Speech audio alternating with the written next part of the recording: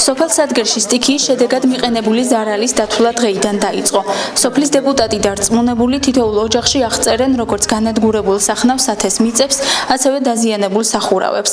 ზარალის სრულად დათვლის შემდეგ დაიწყებს მუნიციპალიტეტის გამგეობა მოსახლეობისათვის ზარალის ანაზღაურებას. შეგახსენებთ, გუშინ საღამოს მოსულმა ძლიერმა წვიმამ და სეტყვამ ქალაქის რამდენიმე ქუჩა და სოფელის სადგერი მნიშვნელოვნად დააზარალა. სოფელში განადგურდა მოსავალი და დაზიანდა საცხოვრებელი სახლების სახურავები. მოსახლეობა ზარალის ანაზღაურების მოლოდინშია.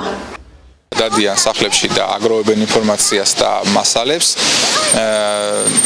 შაბათ ჩამოდის აუდიტის სამსახური, რომელიც დაითვლის ამ მასალების მიწოდების შემდეგ ზარალს.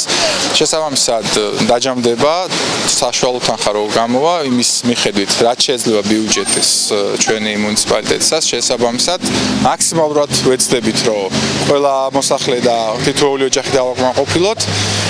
და რაც შეიძლება მჭიდრო ვადებში, შემჭირებულ ვადებში გავცეთ საჭირო დახმარება თითოეულ ოჯახს.